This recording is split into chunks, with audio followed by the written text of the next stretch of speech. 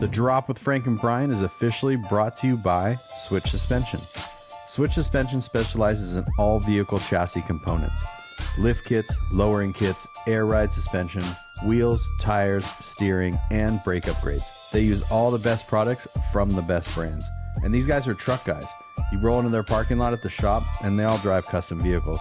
So they use their products that they sell on their own vehicles. So if you guys are looking for anything for your vehicles, whether you're just starting out or you just need some replacement parts or whatever, give them a call or visit their website, switchsuspension.com. Hope you enjoyed this episode of The Drop. If you like these podcasts and all the other content we create, head on over to our websites and purchase merch. Purchasing merch keeps us going and creating more content. Our websites are grinder-tv.com and livelifecustom.com. We really appreciate it. Now on to the episode. Aloha. Aloha. You're choppy.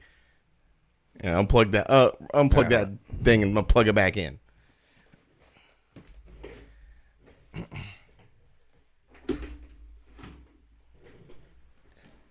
Did that fix it? That did.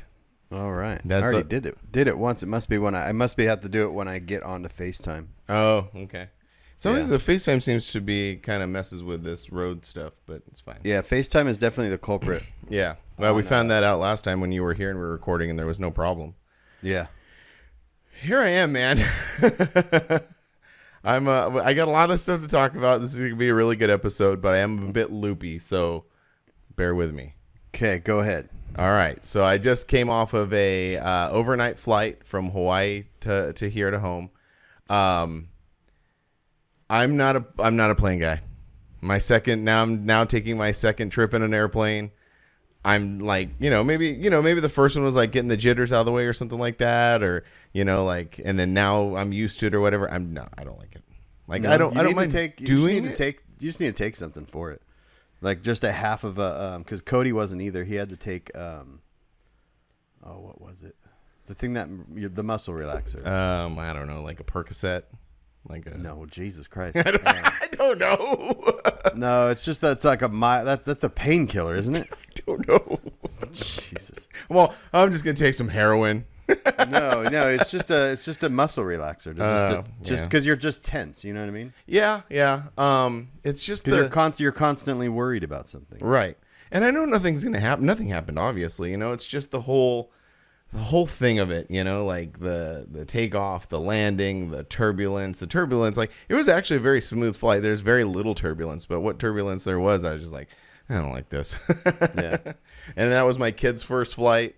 That was an experience for them. They were also just like the first, they were better the second time. The first time, obviously they were pretty freaked out, and so it was funny because the way that the tickets worked out, Angie sat by herself and then I was with the three kids. And which was, in maybe hindsight, not the best thing because you have three, as Lindsay put it, three scaredy cats just holding out for dear life on this flight. I thought that was funny because I was taking pictures and stuff of us and we're there. Yeah, maybe they needed to sit next to the person that wasn't afraid of flying. Right. I know. No, yeah. You know what though? To be fair to myself, I held together pretty good. I think I did really well. Because it's a normal thing adults do, so it's fine. Well, I'm not. I'm barely technically an adult. I know, right? Yeah, no, I forgot what I know everyone's yelling into their whatever they're listening to right now, telling me what this medication is, but it's just a simple muscle relaxer, and that's what people take when they fly because it just relaxes their muscles. So an Ambien? That's kidding. Yeah, I mean, a sleeping pill too, depending on how long the flight is. Mm-hmm. Well, I survived. Everything was good. The trip was great. So forewarned, I just everybody pretty much knows that I just got back from Hawaii. So it's going to be some trip stuff, but then I also have a lot of truck stuff. I have a lot of truck stuff going down. Okay. So hang in there. But first about my trip to Hawaii. It was great. Had a good time. It's a great place, very beautiful, a lot of cool stuff going down. It reinforces my thing about as much as we travel and go places, I like where I live. I like my home. I I respect the place. I enjoyed it. I had a good time. I had a lot of fun exploring and learning all about what's going on there. But at the end of the day, it's just like I like where I'm from and I like where I'm at. So, but Well, when you go on really vacation, no one's telling you have to move. No, I know. Yeah, I know. But you experience those things, right? What do you mean? Like you get to, and I was there for 7 days, so I had plenty of time. It wasn't there. I was like there for like is it more like a homesick thing? Yeah, it was definitely a homesick thing. Yeah, the tsunami. Maybe that's what it is. Like you don't like planes. You don't like being away from home for very long. Yeah. You're almost like, it's almost like you did this too late in life. Maybe if you did this like way earlier in life, like went to these farther places, like maybe you just got so settled into where you are. Yeah. Like maybe, but then again, there's some places that I love. Like when I go to Tennessee and I go to New Orleans, like I love those places. I really like going there. I like being there, and I like being part of that vibe. Yeah. With this place, like I didn't really feel that. One was like, one thing that got me, and this is kind of ridiculous, is the humidity. It is very humid there. Yeah. Like and like all of us, we were all like, it's probably just time of year thing too. Because it's July. I wouldn't go to New Orleans in the humidity. No, I know. Yeah, it was I say the humidity was bad, but it wasn't like, I've been in Mississippi in June, so like not voluntarily though. Not voluntarily. So like if you're like, because you went there on a vacation. Yeah. You know what I mean? So like when you go on vacation, you kind of want to research when the weather's nice. Yeah, well, we really didn't have a choice in this matter. My mother-in-law facilitated this whole trip, so she does the whole timeshare thing and everything like that. So we were able to. She facilitated it, so we really didn't have a choice on when to go. We just went. But it was cool. The humidity was one thing. I felt like, this is gonna sound very strange.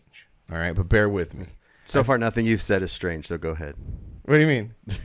Just go ahead. Okay. I felt like an intruder.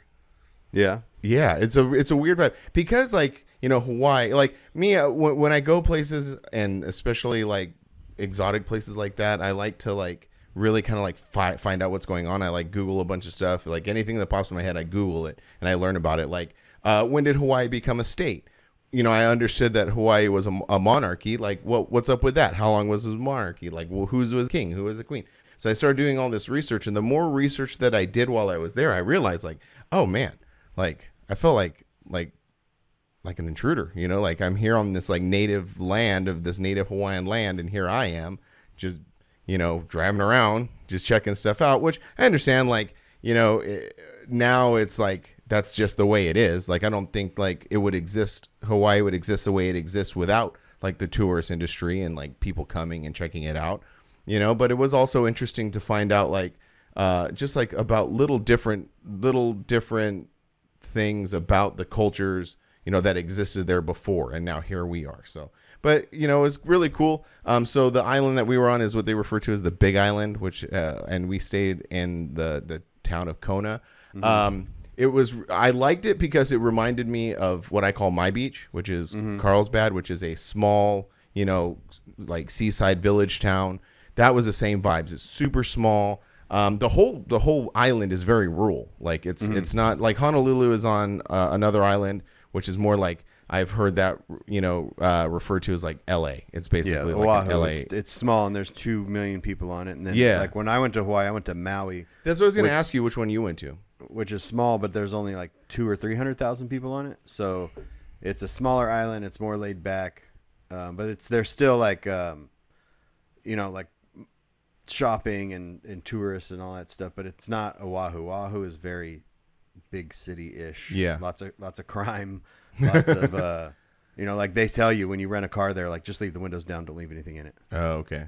That type of thing. So if you like, I would suggest, if I was going to tell someone to go to Hawaii, I would say go to Maui. That's a lot of people had said that. A lot of people who messaged me, and I got like, it was really cool because we actually do like, not, I wouldn't say know people, but a lot of people who like, are into our stuff. There are quite a few people who live in Hawaii. So got a lot of people who were messaging me and like giving me advice and telling me about different things. And then when we get into the truck conversation later, big shout out to, all I know him on Instagram is Ryan the Hawaiian.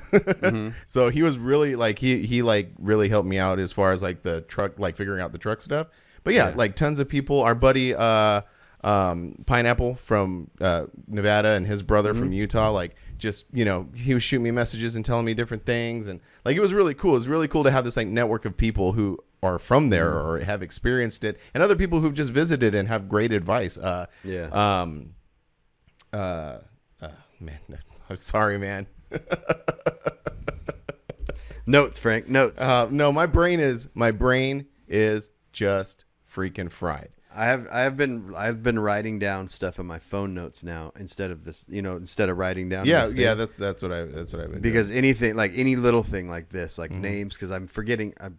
Even this last one, the last episode, like this dude messaged me, the guy from Florida with the white truck with green wheels on it, the white Ford. I call it an F-150. It's not. It's an F-250. Oh, that's an F-250? And that's what makes it special is it's not an F-150. You know what I mean? So like, yeah, that's such a cool truck. Yeah, he's like, anyway, hey man, it's an F-250, and so now I'm just like, all right, well, let me write these notes down because you have to forgive us. There's a lot of information, and plus my brain is literally big. I don't know if you can tell. Like, can you tell through? Oh, you got a tan, dude. I got annihilated. Like, yeah, I'll talk about that in a second. But Adam. I want to say Adam from Oregon. He had been to the island that I went to. Oh, and cool. Like that, he was messaging me constantly, like, go check this out, go check that out. So I really appreciate that, man. Thank you very much. But yeah, so like one thing in Hawaii and like being in the water there, like the reefs and stuff, you have to use like a reef safe sunscreen. So it's like a mineral base. It's not very good. Yeah. Like, because it doesn't have all the toxic stuff in it. I don't know. Yeah. So the one of the days we were there, I put my sunscreen on like I normally do. I'm like a pro sunscreen guy. I put it on a lot. But this one was different, and I got annihilated. Basically, the whole, like, if you looked at the family right now, you would be like, you guys got tan, like tan. Yeah. So I'm pretty beat up, but I don't know where I was going with that. But anyway, yeah, like I said, my brain is scattered, so you're gonna have to bear with me. That's okay. But yeah, so now let's talk about the most exciting part of the whole thing. Me participating in a tsunami. Yes. Was wild. It was probably one of the wildest things I've ever experienced, to be honest with you. And I'll walk everybody quickly through that, because that was another thing. Like, it may sound like, oh, Frank's just droning on about this trip that he went on, but like the cool part about it is just how many people like care, and how many people are like, messaging and saying like, what's going on? Tell me about this. One, probably out of curiosity, like, hey, Frank's on this island in the middle of the ocean and he's about to get annihilated by a tsunami. So like, I don't think anyone was thinking you were going to get annihilated. No, I know. Just being, but yeah. And the other funny thing is too, is like people here, a few people were just like, oh, it's no big deal. And I'm like, yeah, but it's not a big deal on the West Coast, because it was just a warning on the West, or it was just a watch on the West Coast. Watch, where you were, it was a warning, and that's two different. So things. there's three levels. There's a watch that like, hey, this thing happened. Something may happen where you're at. Watch out for it. Watch out. An advisory is like, yeah, there's something probably going to happen. Kind of be on alert, be ready to move to higher ground if necessary. And then there's a warning that's like, this thing is imminently coming. We don't know how bad it's going to be, and you need to move right now. Yeah. And that's what we were at. We were at a warning. So, we go there. It's like so that was on a Tuesday. It was like the third day we were there. We arrived late on a Saturday night. So I count the first day as Sunday. So this was on a Tuesday, and we're like, let's go down to the beach. So we're in the beach. Me and Angie are in the water. My kid's on the beach. And then Angie went onto the beach, and I see him like doing this, like waving at me like this. And I'm like, I wonder what's going on. So I go up there, and I'm like, what's up? And they're like, oh, we just got a tsunami warning. And so like, your first instinct, because like, I think I'm a little bit numb to it, because where I live, we get a lot of flash flood warnings. Yeah. So like, you get a lot of alerts on your phone that go, yeah, that's the same here. We get flash flood warnings. Yeah, like so I'm a little numb to that. Like that sound and an alert warning on your phone, I'm a little numb to that. So then I look at it, I'm like, oh, tsunami. Oh shit, a 8.8 earthquake off of Russia. Wow, that's wild. Okay. And then so the first like little thing was like, the lifeguards are like, okay, get out of the water. Like, we have a tsunami warning. Get out of the water. And they're like, okay. So we kind of make our way out. And they're like, you don't need a rush. We have time. Just start making your way out of the water. And then they were like, people were trying to go back. And they're like, no. We said, get out of the water. So we do that. We get out of the water. The person, because we have one rental car, and we were with Angie's uncle. So Angie's uncle has the car. And then we call him and say, hey, come back. There's a tsunami warning. We need to get off the beach. So then he comes back and he picks us up. And at that point, we're still like kind of like, I don't know. We'll see what's going on. Well, we get back to the room and the car didn't have any gas in it. So we're like, why don't you go? Because they said we have plenty of time. Got plenty of time. Don't worry. Like, why don't you go get gas? We'll gather our things. We'll rinse off. We'll gather our things and come back and get us.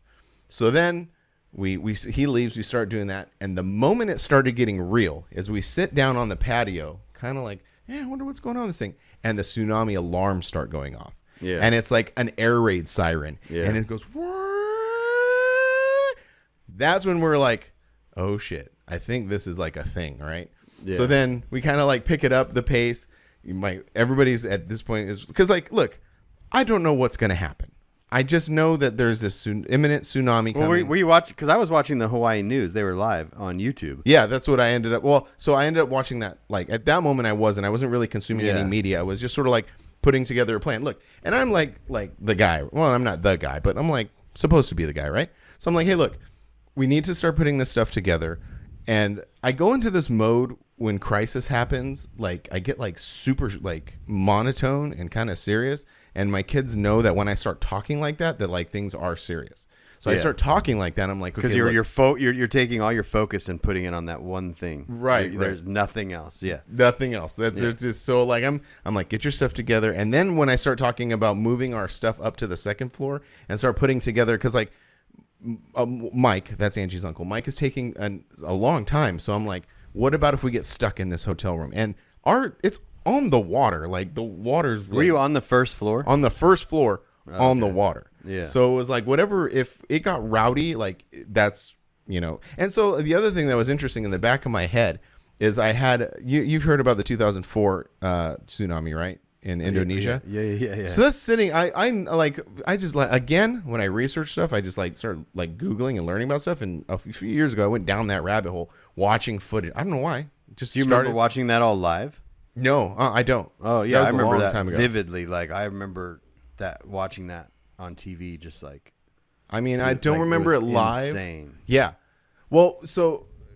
We'll go over all these bases, but yeah. So that was the thing with the main thing with that one was that one happened right off of their coast. It wasn't like in some far off place. Yeah. It happened right off of their coast. And the other thing is like they have in the Indian Ocean where that happened, they have zero warning. Yeah. Like they don't have any kind of system in place to be like, hey, something's going to happen. So they were completely blindsided, and that was literally a 30-foot wave that came in and annihilated this place. And if you go look at the footage, it is harrowing. It is so scary. Well, it's not a 30-foot wave. It's not like a 30-foot tall deal. Like everyone thinks of a tsunami like a normal wave. Mm-hmm. You know what I mean? Well, no, that one was. If you go back and look at that footage. No, I've seen all the footage. Yeah, it's definitely not a 30-foot wave, like standing tall wave. I don't know, man. It's because that's not how tsunamis work. Right. They pull all the water out, right, and then it just pushes it in. And keeps coming and coming. And it just keeps coming and coming and coming and coming. Yeah, so it's definitely not like a wave. It's actually a series of waves. And you can even see it in the it happened in Northern California on this tsunami. Mm-hmm. It like they have footage of it. It just wrecked this bay. Really? I was wondering about that. Like because I didn't hear from anybody how it affected the West Coast. So they actually saw something. Oh yeah, there was definitely something. But they're just what I mean. They're just tiny little. It just takes the water level up. Right. Like so if the water rests here, it's gonna come in and come to here. Yeah. So whatever is on the coast. But then what it usually does is a lot of people need to get in their boats and they need to take them out to the sea. That's the safest place for boats. That was and we saw that. Like So I'll get to that. Like undocking, taking it out there, and then and then in Hawaii it flooded one of the hotels. Yes, on the other side of the island I was on. Yeah, because it wrapped around the island, right? Right. Yeah. Yeah. So back to the me in the situation in the hotel room. So I have that imagery in the back of my head of all this stuff getting rowdy. So I'm like gathering the kids and we're putting together this plan. They're getting increasingly more freaked out. Mike's not coming. He's taking a long time. So like there was a couple tense moments in that moment. But then Mike finally shows up. Mike's here. Okay, great. Was your hotel tall though? No, it wasn't like it was 3 stories tall. Oh, okay. Because I saw the thing and they were like, yeah, if you're on the beach, just get up to the higher level. This one, stuff. Okay. If you were to compare it to an Indonesian tsunami, we were effed. If we would have, if we were some for some reason stuck there and we were in that scenario, it would have been catastrophic. But whatever. We'll digress. Yeah. So anyway, so Mike finally shows up, and then by that time I started easing because we had gotten in the car. We already started because like the way that this is set up, our hotel like and the main road are like this, you know. Mm-hmm. So like just even a little bit up, you're fine, right? But we had to get up to this Walmart that was even up higher. So once we were in the car and up on this hill, that's when I was like, well, so I just chilled out. Like everything was fine. I knew everything was going to be fine. But still the uncertainty because we don't know what's going to happen. We get to this, we go to Denny's and we order food. So I'm just like eating a Grand Slam while all this stuff is happening. Did you see that TikTok video I sent you of the guy that did the same thing basically? Maybe. Yeah. Yeah, he's like a influencer he's like a mechanic that fixes people's cars, and he blew up on TikTok. Mm-hmm. And he's saying, I know who you're exactly talking about.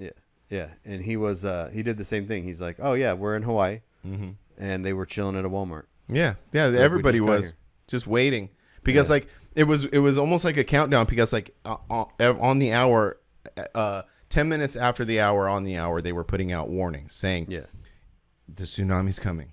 7:10 was, or 7:17 was like the time, right? You now have 50 minutes. You now have 30 minutes. You have 10 minutes away from first waves touching. And in the meantime, I'm like watching the Hawaiian news, and basically how the information was coming in is you have these islands called atolls, like they're out in the middle of nowhere, and there's this one called the Midway, and I guess that's some sort of U.S. thing or something like that. So it's out in the middle of nowhere, and they were going to be hit with the waves first. And they were measuring because they were saying whatever waves are hit here are going to be double the size when they get to Hawaii. So we're intently watching these updates, and they're like, okay, the first waves came. They were like 1.5 feet tall. So that means by the time they were going to get to Hawaii, they were going to be between 6 and 15 feet tall. They don't know. Mm-hmm. And that was the other thing is like, they don't know.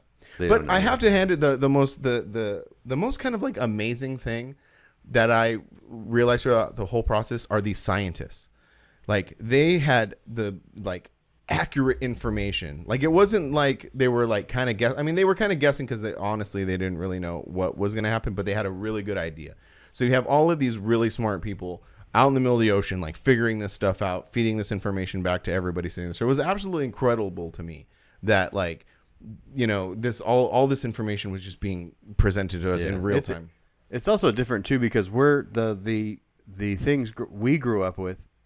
When you're on the West Coast or in anywhere there's earthquakes, there is no warning. Yeah, and you don't know how big they're going to be, and you don't know anything. It's an after the fact thing, to where like the tsunami, since it did happen so far away, you have all of this information coming to you so you can prepare, like a hurricane, right? Yeah. You know what I mean? Like hurricanes are a little different too because you kind of don't know exactly where they're going to land, but you know you have all these people that have with all these things in place, you know, planes flying through them, figuring all this stuff out. Mm-hmm.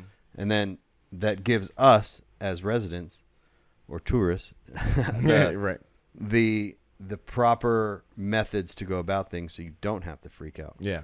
You know, so we're not used to like natural disasters where there's warnings. Right. It's sort of like we like you're saying, we're just dealing with what happens after. Yeah. And we don't know what happened. And like you said, the waves could be X or X. Mm-hmm. They could be 6 to 10 feet tall. At least you know that, and you can just kind of sit there and wait. Yeah. An earthquake starts to rumble, and you're like, I don't even know how big this thing's going to be. This could be a 4, or this could be a 7. This could be every time the earthquake hits, right? And you're like, is this the big one? Is this the big one? Mm-hmm. Is this the big one? And then it stops. You're like, all right, that wasn't the big one. But you just don't know. Another interesting thing about earthquakes that I learned during this whole thing, because obviously earthquakes played a part in this, is when you talk about the Richter scale, which they don't call the Richter scale anymore, it's just the scale, right? So 10 is like the top, right? And this was an 8.8 that happened. But the thing of the fact of the matter is like the difference between a 7 and an 8 is not a factor of 1. It's extraordinary. It's a factor of 10. So it is every point is 10 times more than the previous point. So you can't say like, oh, a 7 and an 8 is like the same. No, it's 10. No. An 8 is 10 times worse than a 7. Yeah. So that's why it said when it said an 8.8, you know, the one that caused the tsunami in Japan not long ago. Did you ever go down that rabbit hole and look at that footage? Oh yeah. Oh my God. That is terrifying. Yeah, that's sitting in the back of my head too during this whole thing. And that was like, this was a very funny point too. Because as visitors, intruders as we are, as visitors, We're like nervously asking all the locals are like, oh man, this must be like a normal thing for you guys. They're like, no, this never happens. The last time this happened was in 2011 during the Japan tsunami. And that one is actually because Japan is so much closer than Russia. And that happened, off the west side of the west coast. Where it happened to Russia is not that far from where the Japan one happened. Oh, really? I didn't know that. Well, however, the Japan one really messed things up. Like it caused a lot of damage. And that was the last time that this happened. And that was 2011. Yeah. And that was a 9.1. Yeah, that was a rowdy one. That was a huge one. So yeah, that was pretty that caused a lot of damage to the islands. And that was the reference point that some people had. But a lot of the people who we're talking to people they're like, oh, I've lived here for 10 years. This has never happened, so it's just kind of funny. Like we're all looking for reassurance. And even they were like, we don't know. We have no idea. Those sirens that we heard the last time that they went on was for that Japanese tsunami. So anyway, we get to the Denny's. Oh, and that was you talked about hurricanes. And that was like one of the most kind of not a reassuring part, but a positive of the whole experience is like, at least it was like this thing that if you were to not know what's going on, everything looks completely normal. And like you go to Denny's and you go to Walmart and there's power and you're like purchasing stuff and buying snacks and like buying food. If it was like imagine you're in a hurricane and there's just howling wind and the power goes out and you're just sitting there, like that would be way more terrifying, because you're like in this thing, right? Where essentially in the situation we were in, we're just waiting. We're just sitting there. You're just waiting for this thing to come that you kind of don't have no idea how big it's going to be. Yeah. So 7 whatever rolls around. We're up on this thing and we could see the ocean. We don't know what's going on. It gets dark. We were there until about 11:30 when they finally took it down from a warning to an advisory. And an advisory is when they were said, okay, you can go back to your hotels and everything's going to be fine.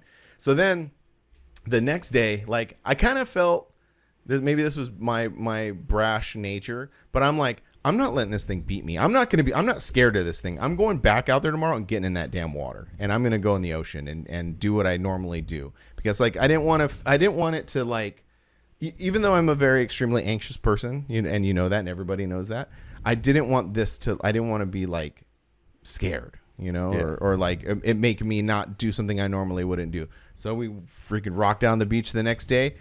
The water. So the funny thing is the first day we get there on the Sunday, we go get in the water, and I mean, like I said, we're used to, and I refer to as my beach. Like when I go to my beach, like I'm in the water all the time. Those waves are like a little more rough, and it's very cold.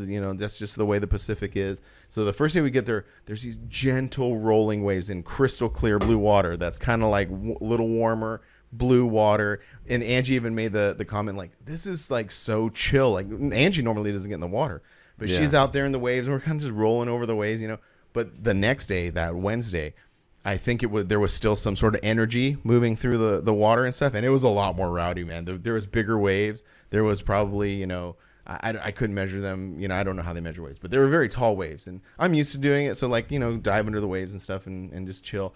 But it was a lot more rough. But I was like, I'm not getting beat down. Not going to let it beat. I'm not going to let my anxiety beat me. Yeah. So there you go. So scared of airplanes. Not scared of getting in tsunami waters. But anyway, man, but that was something. That was something that I'll never forget. Being that's an experience for sure. It was wild. It was a very, very interesting thing. The kids, very interesting thing for them too. The whole thing was. I keep saying that. It's very interesting. But but after that, we went back to our regularly scheduled touring. We drove a lot. Like, since that's the big island, it's big, obviously. So we're driving around. We went to the volcanoes, checked out volcanoes, which if I was to say Did you see the lava flowing into the ocean? That's right. That's what you expect, right? No. Was there no lava? No lava. Huh. I was about to say, if I was it just turned off? That they didn't turn it on? They didn't turn it on. No, they didn't turn it on for me. Russia stole it all. Because I was like, if I was to say I was like disappointed in something, is the fact that I went all the way up to this volcano, and I'm like looking around. Well, did you the one where they take you on the boat and you see it falling out into the ocean? That's the one that must be a different island. No, that's that island. Oh, it is. Yeah. Nope. Yeah, you get on a boat, go out in the sea, And the where the volcano where it meets, where the lava, there's tubes, and the lava's coming out always into the water right there. No, that wasn't. I didn't. That's the only reason I would ever go to the Big Island is to see that. It was off that day because that was not the case at all. But you said you went to the actual volcano, right? Yeah, we went up to the volcano and like looked. Oh no, you got got to go down to the water. We went down there too, and there's no water. There's nothing. That's lame. I kept on saying that, and Angie's like, "You're not gonna see lava," and I was like, "I mean, we know this person who went last month, and it actually had an eruption, like it was shooting out of the thing, like 1,200 feet in the air, it was shooting out. And that's like a rare occurrence. Like it does happen, but it's a rare occurrence. They just happened to be there while that was happening. But I mean, I wasn't expecting a full on like, explosion like that, but I would like to see some like red stuff, but none. Yeah, I thought it was just always coming out and it was always pouring in the ocean, and I could be wrong with that, but like a few of my friends that have gone out in a boat, and then they get you kind of close to where it's hitting the ocean, and then they see lava coming and going in the ocean. That would have been cool as hell. So cool to see, but I did not. That's what I was like when you told me where you were going, and I didn't actually know where Kona was until I looked at it. I was like, oh, cool. He's going to see the lava going in the water. Yeah. So we drive all the way to the top of this volcano in Volcano Park. And I were like walking around. I'm like looking in this big, like almost like a Grand Canyon-esque type thing. And I'm looking in it and I'm like, so where's the volcano? And they're like, that's it. You're looking at it. And I'm mildly disappointed, to be honest with you. And I was like kind of complaining the whole time. I'm like, it's like kind of like this. It's kind of like the tsunami waves. Everyone thinks it's a huge wave. Yeah, everything thinks it's this pointy volcano with steam coming out. Right, of it. like the classic like cartoon one where it's all like got the red top. It's all yeah. No, it was not that. So what if you had the tsunami warning and then you were standing at the volcano and that erupted and you just got all these natural disasters? Then I'm just like, yeah, well, it's like I'm never leaving my house again. Yeah, I know.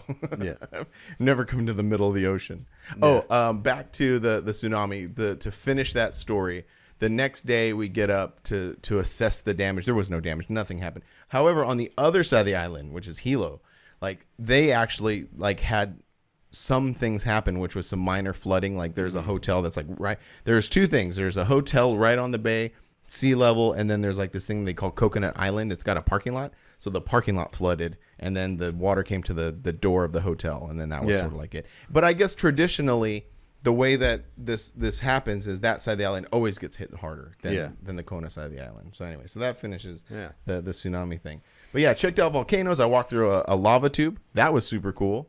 That was awesome. Walked through. I wanted to do that because you could do that in New Mexico. You could do that here in the Mojave Desert. There's a trail that goes. You can take a trail from basically Barstow out to Laughlin. Yeah, and there's lava tubes out there. Yeah, you can walk through them. I've always like there's like lava caves in New Mexico, and every time we go on the trip, I'm like, man, that'd be cool to stop there. And then we should do that about it. We should totally do that. Yeah. One thing we need to explore that we always drive past and always piques my interest is the Carlsbad Caverns. In New Mexico? In New Mexico, yeah. That looks interesting. But anyway. On the list. Put it on the list. Put it on the list. We drove all over this island. Like, it was just explored, checked stuff out, got in the water, did Hawaiian things, ate some Hawaiian food. I didn't eat a lot of Hawaiian food, which was interesting, which, us, we're like very food driven, had Hawaiian shaved ice because everybody knows that we're like shaved ice aficionados. Yeah. I'm never like, dude, when we go to like Red Rock again and we eat like Kona ice, which is ironic because it's from Kona, I'm like, garbage. You just throw it back at him. Just like, this is bullshit. Yeah. I'm very like that with shaved ice. Yeah. You know what I mean? Like if it's the other stuff, I'm like, nah, I'll just not even eat it. And this was just from like, it wasn't like a special shop or anything. This was just like in this like little village square with all these different touristy shops. There's just a shaved ice place, and it's just like a corporate little thing. But they got the right machine to do it. They got the technique down. Well, the technique is frozen. It's not ice cubes. Yeah, it's a big. You know what I mean? You gotta actually freeze. You gotta take water and then freeze it into a big cube. And then the machine too, because the machine just sort of like doesn't even like shave it. I mean, shave would be the right term, but almost like buffs it. It just kind of buffs the top, When I remember Ernie almost freaking wrecked his scooter because we were hauling down this road, and he's right next to me, and all of a sudden I just heard him yell, "Shaved ice," because there's all these food trucks on this one stretch of the road, right? And I just hear him yell, "Shaved ice," and he just cranked the wheel, and he just was gone. I was like, "What?" And he's just back there, just what? Like, why did you guys go? What was the car show? There was a car show. There was a truck show. Yeah, there's a guy who actually lives in Tucson now. He owned a shop out there, and he threw a big car show out there. They had a concert. It was an all-day thing, all-night thing, and it was really cool. The first night we pulled up. Okay, now we're here. We're talking trucks. Welcome to the halfway point. We're talking trucks. I noticed a lack of posting trucks. Me? Yeah, I posted a lot of trucks. What are you talking about? Like 4 or 5. I mean, relatively. I don't know what a lot is, but like, a lot, yeah. I don't think that's a lot of trucks. I would think that there would be a lot more than that. Oh, there were tons. I thought that's weird because I thought I did a pretty good job. I don't know. Anyway, I thought I did a pretty good job of finding some. But anyway, the truck experience. So the first night we roll up and we're like driving to the hotel, like I came up on a cruise night, and unfortunately I didn't stop, but I did see a cruise night. And obviously I think, well, maybe not obviously, for the uninitiated, Hawaii is lifted trucks. Like lifted Toyota trucks are everywhere. There are no lowered trucks. I saw 2 lowered trucks the entire time I was there. I saw a lowered Tacoma and some kind of pokey Audis, real deep wheels with like a low profile tire, standard cab Tacoma, and then I saw an 8995. I wonder if it's an island specific thing. Like there's more maybe in Oahu where it's city, so it's big city. I was talking to Ryan to Hawaiian, and Ryan, if you're listening, because I know he's going to be listening. You put the messages on disappear mode, and I went to go back to like reference, because I mean he wrote me like, because I was talking to him because he works for a Toyota dealership on one of the islands, and I was like, fill me in, man. Like, what's up with these lifted trucks? Where are they getting their lifts from? Who's lifting them? What's happening? Tell me. So he wrote me this long, very well thought out thing, and then it went away. So I cannot reference that. I know. I have people that send me stuff, and I don't know what it is with Instagram, because when I send a photo on Instagram, I send it just like Messenger, so it's just but then some people send a photo and you hit play, and then you can never look at the photo again. It's like a one-time thing. But no, this was like a message, but you can do like a disappear mode in Instagram, and it disappeared. So Ryan, sorry, I'm gonna miss a lot of information that you graciously gave me, but whatever. Here we're gonna do our best. So anyway, I think we should start at the beginning with, they get their cars inspected, so they have to do inspections, and this is where things are going to get murky, and someone can correct me. So basically, you get a stock truck, you get it inspected, and as soon as it's inspected, then you can lift it and do whatever you want. But if you have to get it re-inspected, it has to go back to stock, which I think why you see a lot more lifted trucks than lowered trucks, because like if you have a bag truck, you're not taking it back to stock very easily. But with a lift, and most of these lifts are very small. They're like, 2-3 inch lifts, like leveling kits and stuff. There are some bigger ones, like, really nice lifts, but 99% of them are just, leveling kits and like small lifts. Pretty easy. You could change them out and put the stock stuff back in, go get it re-inspected. The thing that I didn't research before we started was how often they have to be inspected. Is it a yearly thing? Is it every 5 years? Is it just when it changes ownership? Like, I don't know that part. That's when, Ryan, you could fill us in.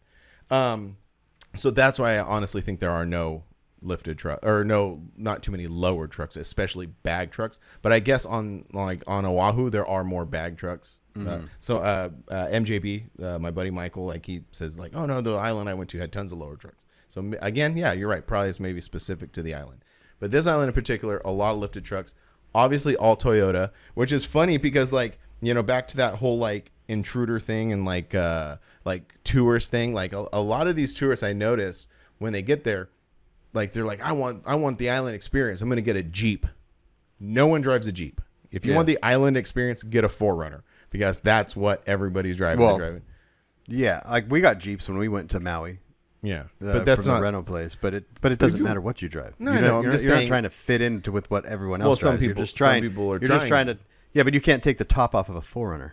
No, but then, and you can't take the doors off of a 4Runner. Yeah, you can on a Jeep. So if you want the actual like island safari rain, because where we were is all like rainforest type thing. You know what I mean? Like that to me, I don't care about wanting to drive exactly what everybody else drives. Yeah, the island experience is not even driving Toyotas.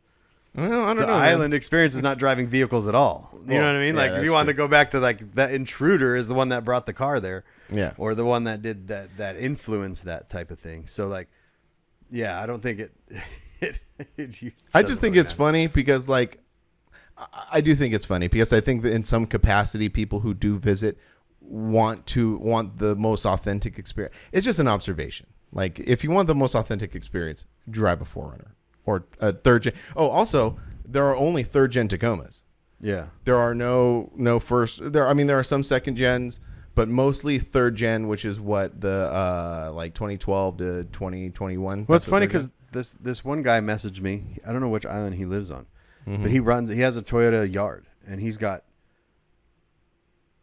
he probably has 30 first gen Tacomas because he's got a first gen Tacoma himself, and he put all 4Runner dash in it and all this other stuff. So I think again, maybe very island specific. I think it's very maybe it's area specific too, maybe, right? Because like I don't know what the big is. Kona the big city on that island, or is there a big, like a well, city no, I center? mean, no, there's no big city. That's the thing about this island. It's very rural. The whole place is rural. There, like the fastest you can drive anywhere on this island is like 45 miles an hour. Yeah, and don't honk your horn. I didn't know about that. Oh, you didn't know about that? No, what's up with the honking horn thing? It's not a rush thing. Like it's not like when you're in Hawaii. It's just I mean, I don't know about Oahu. I'm only speaking of Maui, and from what it sounds like, that island's kind of very similar too. But it's like, yeah, it's not. It's rude. You know what I mean? It's just like no. It's like the island life. You know what I mean? It's like super chill. Like you don't go there and like race around. Get out of my way type thing. Yeah. Yeah. I do have a very funny thing that happened to me. So like if you come up to a stop sign, you know, like if you come to a stop sign and you wave someone through, usually you're like this, you know, everybody like does, you know, the shaka thing. So they're like, oh, you want to go through? Little shaka, then you go through. So like I'm driving, and this is where my California came out real fast. So I'm like driving and I'm making this right-hand turn into a parking lot, and this guy, and someone honked at me. Maybe they were tourists. I don't know. So I'm like trying to turn right off of this highway. Guy comes up behind me, he honks, he goes, "Rrr." So I go like this, I give him one of these, I'm like, and then I flipped him off. It was so funny. It was like this, like one motion, like shaka, fuck you.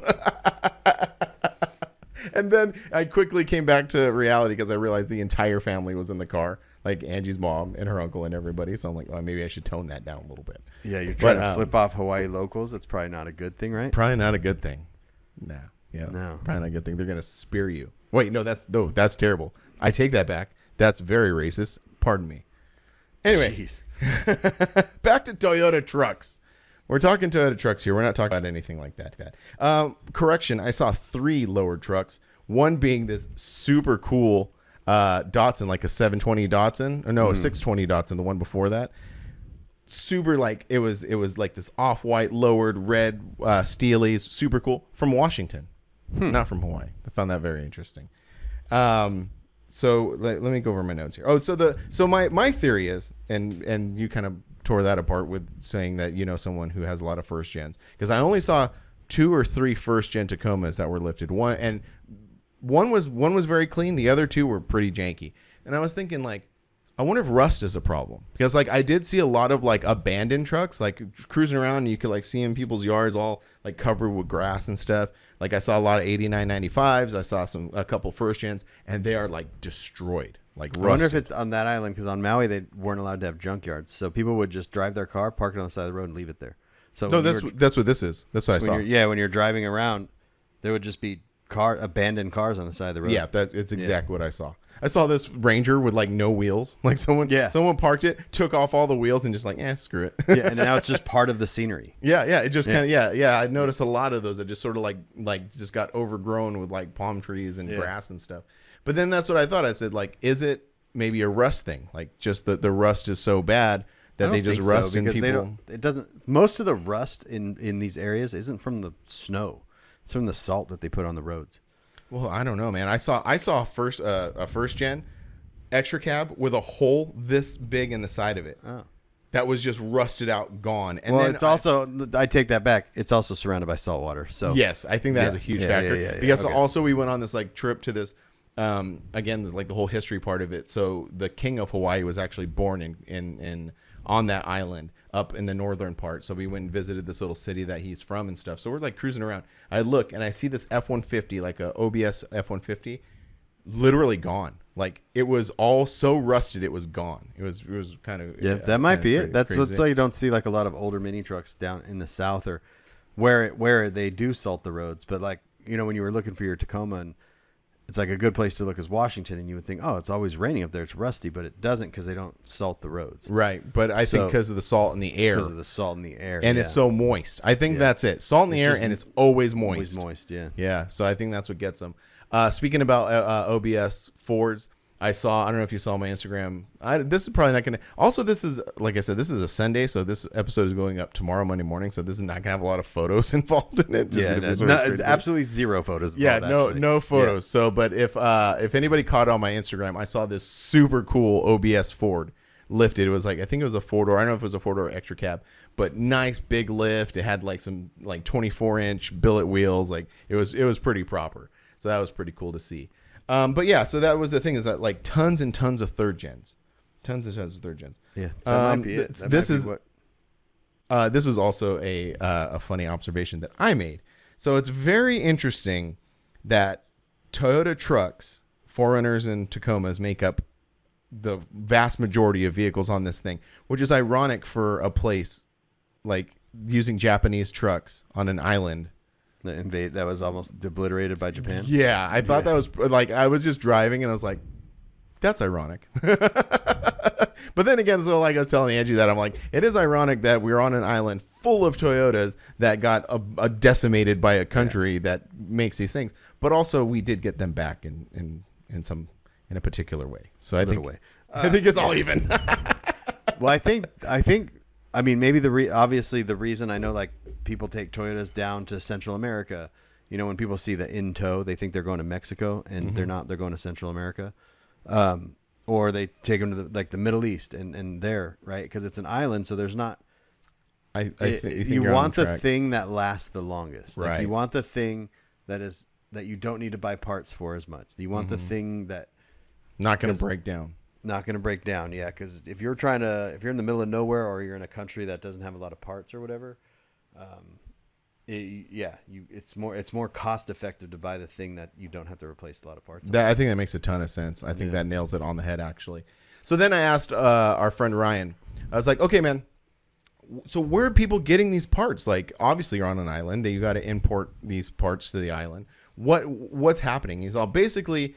On the bigger island like Oahu, they have a 4-wheel parts performance center, and then it's basically just a series of shops like that import stuff from the mainland, like lifts and stuff. And it's pretty easy to find a shop that'll put a lift on your truck. Yeah. And then when I found out about the whole inspection thing, about like them having to pull them off and put the stock parts back on to get them pass inspection.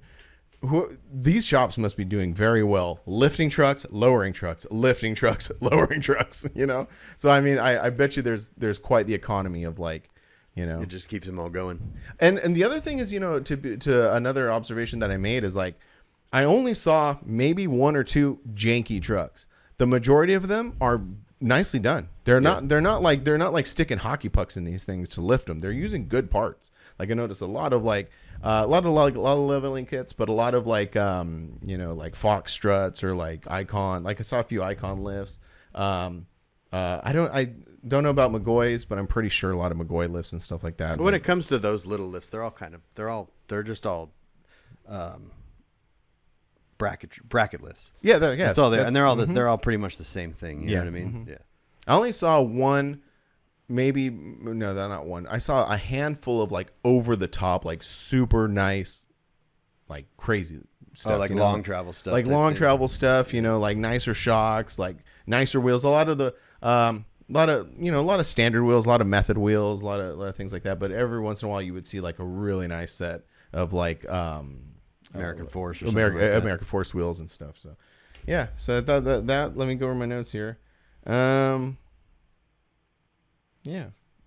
4-wheel parts performance. Like I said, a lot of Toyotas, but I did see that OBS Ford, and I also saw that Titan. Do you see that? Oh, yeah, photo? The Titan was cool. The Titan was super clean. And I almost I had my pocket and it was all set up, for how we set it up. And I almost got some sick rolling shots as a guy coming down a hill, but it didn't work out. So I was like constantly, I had it like on ready to go. Like if we were going to come up on something, I was going to like try to shoot some cool rollers of things rolling by, but it never happened. But that was my Toyota. That's the truck thing. And it was kind of like almost to the point where it was like maybe getting annoying for the family because I would just be driving like, oh, Tacoma, oh, 4Runner, oh, that's cool, oh, neat, you know, like that was sort of like that's just part of the guy you got to deal with being, you know what I mean? Like, yeah. I mean, I was working essentially, like looking around. The whole trip was a write-off, basically. Yeah, no. Just checking. You were doing recon. Yeah. Just checking. Well, you remember back in the day that Forbidden Fantasy almost threw a show in Hawaii. Like there was artwork made and everything. No. Yeah, Brandon. Tell me about it. Yeah, well, there was a guy, kind of a looking back, you know, hindsight or whatever, kind of a little con artist type thing. Mm-hmm. But he threw shows in Hawaii, and then he came out to SoCal, threw shows in SoCal, ended up kind of screwing a bunch of people over, I think, and all this. But he was like, hey, I want to throw a show in Hawaii. Like, what will it take? And I was like, well, you got to fly us out. You got to fly our crew out there. You got to do all this. And he's like, yeah, let's do it. So we had artwork. We had a name for it. He was had a location for it, all this stuff. So there's, it's not going to be on here because I'm not going to try to go find it. But I do have artwork for a Forbidden Fantasy Hawaii show. That was going to happen. What year was that? Shoot, I don't even remember. Probably, I couldn't even tell you, man. The years, it's hard to tell because I think, I don't even know. Well, that would have been cool. Yeah, would have been cool, but glad that it didn't happen and didn't go through because that. I bet the logistics of it would have been a pain in the ass. Well, the thing was we were just gonna man it, right? Mm-hmm. And use the name, basically use the name. Mm-hmm. Because everyone heard, Forbidden Fantasy Show and Shine. So utilizing that name draws people in. And then you just fly a few of us out there that are, you know what I mean, that kind of know what they're doing to kind of manage it. Mm-hmm. And that wouldn't be too difficult. But the problem is you're just relying on this one guy telling me, oh, this is all good. Right. And then you start to research this guy and everything starts to, you're like, oh, yeah. You probably saved yourself a ton of headache too, because then, I think this guy doesn't even exist anymore. But that guy who threw the Freak Fest shows up in Bakersfield did essentially the same thing. Like he was a show promoter guy, through these Freak Fests, kind of just using Freaks of Nature, the name, kind of a piece of crap guy. But that's what this kind of was. And this guy threw shows out here. Like he threw one at the Orange County Convention Center, I think. Oh wow! Like, but he just kind of a money grab type thing. A lot of promises, not a lot of delivery, and. So I'm glad that didn't happen. Yeah. Well, that's interesting. One major thing that was really cool is I saw a turtle. I saw a sea turtle. I swam with a sea turtle. When I saw that video, I was like, "Oh, a turtle!" I thought that was like a pretty normal thing to see over there. Maybe it is, but for me, who's never seen this big old turtle, that was cool. That was like right here. Me and my kid went snorkeling. I got bit by a fish. Was that the triggerfish that you had? That was a triggerfish. That wasn't that one, but it was a triggerfish. It was one of those. So the state fish is a triggerfish, and I don't even know how to pronounce it, but they call it a huma pua. And I'm not like trying to be like a dick about it. Like that's the name. Yeah. It's very long. It's a huma. Anyway, it's a triggerfish. So triggerfish are kind of jerks. They're very highly territorial. Yeah. So my kids had never been snorkeling before. I went once before. So you get all of our gear. We go out to this like little bay and we go to get ready. And I hadn't been snorkeling a long time. So I was kind of getting myself acclimated to the situation. And I'm like, so my feet were kind of dangling. And I think I was just in that fool's like territory, And I feel this like little like bite on my ankle. And then I go, something bit me. And the kids go, ah, and they just start swimming frantically towards shore. I mean, it was a little nip. It was fine. It was nothing. But in that moment when I'm like trying to like, wrangle these two kids and get them acclimated and this thing bites me on the foot. So it was funny. But I was like, hey, I'm in his house. Like I deserve that. Yeah. He's like, you deserve that one. So that was cool. And then the video that I shared was just a different one of those fish. But yeah, if you like get kind of like, I was like chasing him with my camera and he was like kind of like going like swimming away like, hey man, kind of back off. And then he kind of like, they do this thing where they like start swimming like aggressively. He turns around, starts swimming at me. I'm like, oh, this fool's pissed. This fool's gonna get you. So I was like, messing around with that. But yeah, it was cool, man. I am definitely I'm one of those people who likes the ocean. Like, so like that being in the ocean, seeing fish, seeing that turtle was just like, was incredible. So that's cool. That was probably the highlight of the trip. Yeah, I remember we didn't go when we went to Maui, but there was a little like Half Moon Island. I think they call it like Turtle Island or something. And that was one of the things you could pay to go out in a boat, go snorkeling with all the turtles and all that stuff. We didn't do a ton of tourist stuff when we went, so it would be cool to go back and do a little bit more tourist stuff. I like the tourist stuff. Like, you know, it goes back to that whole intruder thing. Like, by the end, I just was like, I just own it. Like, hey man, I'm just a visitor here. I'm just here. I'm not trying to like, you know, fit into your, you know, I said that about the Todas and stuff, but whatever. But like, I'm not here to try to fit in. I'm here to observe and try to learn, you know, a thing or two. And then the one, but that was very much you making that intruder. Oh thing yeah. No, it was still 100% me. It was 100% me. There was no. Let me clarify that point. There was no one who made me feel that way. It was simply you. It was simply me consuming a bunch of like information, you know, because like, look, you know, you go down these rabbit holes. Like, one thing that got me, and if you made it to this end of the episode, welcome to the philosophy with Frank, right? So like, I'm like, I do my normal thing. I'm just scrolling TikTok. Before I go to sleep, I always scroll TikTok until I fall asleep. But being in Hawaii, like, it's location, so like it's feeding you a bunch of Hawaiian stuff, just like everything, you know. And I came across this girl who was like, if you come to Hawaii, don't eat pineapples. And I'm like, yeah, that's kind of interesting. So basically, this is what kind of triggered this feeling. But she's like, a pineapple is a colonizer thing. It was like, and that sent me down the rabbit hole of like, when the monarchy was overthrown in Hawaii, and it was thrown over by the U.S. government or the U.S. military, but it was backed by the Dole Corporation.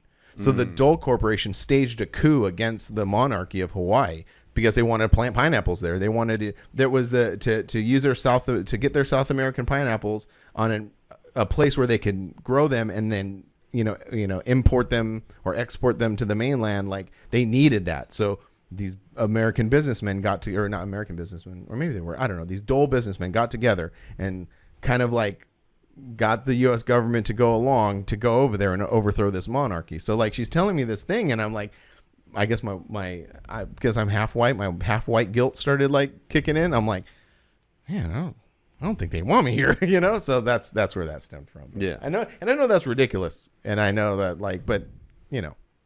Anyway, welcome to the end of the episode. As I deliriously drone on about. I know, right? Yeah. But anyway, yeah, man, I'm freaking tired. Our flight was late Saturday night, so we didn't get on the plane until like 10:15 Hawaiian time, which landed in LA 6:30, you know, LA time, and I didn't sleep. And so we got up Saturday morning. So it's Sunday afternoon currently. We got up Sunday morning about 7:30 a.m. Hawaiian time, and I was just up since then. Yeah. Until I got here and took a little 5-hour nap. Yeah, little 5-hour nap. Little 5-hour nap. But no, it was cool. I enjoyed it. It was spectacular. But now we're back to regular scheduled business. Before I left, we did 2 episodes when you came over right before the club party. So since our last time we recorded, we had the club party. I went to a show, and then I went to a goth show, and then you went to Slow. Mm-hmm. You want to talk about Slow, or you want to talk about it another time? We could probably. Well, you rambled on for an hour about Hawaii, so we'll go next episode. I can talk about all the stuff that I did. Yeah, which looked like so. I had a little FOMO. Like, it was a lot of fun. It looked like a lot of fun, you know? Like, we talk about Brent a lot, about how much fun he is just to hang around with. So, like, seeing all these photos of you, like, Brent being Brent, you running around, like, I was like, damn, I definitely felt some FOMO on that one. No, it was good. Yeah, I got a ton of notes here, so we can just go. We don't have a lot to talk about, so we... we definitely, we'll talk about that later this week. Yeah, got that. We'll talk about the Forbidden Fantasy show, because there's all kinds of stuff going on. That's right, yeah. Got, Yeah, we'll talk about that in the next one. Yeah, cool. Well, thanks for listening to me talk an hour about my vacation. Yeah. It's like forcing someone to look at your vacation photos. Without but not showing them the photos, just explaining them. You're like, come watch this vacation That's even video. Worse. Come watch this vacation video on TV that I shot, but turn the other way, and I'm just gonna narrate it. I'm just gonna narrate it and tell you what I saw. Yeah. Yes, thank you. Yeah. Thank you for amusing me. Yeah. Anyway, buy our stuff. Yeah, I got my new white shirt. Look at how crispy this thing looks. Yeah, dude. I know. Let me see. They're Ooh. so white. Oh, he didn't fold them inside out for you. That's cool. Well, I No. guess he didn't need to But because they're white. They didn't need to. They're the only white T-shirt I have. Yeah. But yeah, that one did really, really well. Cool. So- Awesome. Yeah. So yeah, go to thegoodlife.com or grinder-tv.com. Pick One one of those up. things. One of those things. Kind of in the mix of all this stuff right now. But Yeah. that, and then I have the pinstripe C10 shirt, and things are going to get really crazy coming up here. Cool. Well, we'll talk about it later. Yeah. All right. We'll see you next week. All right. Bye.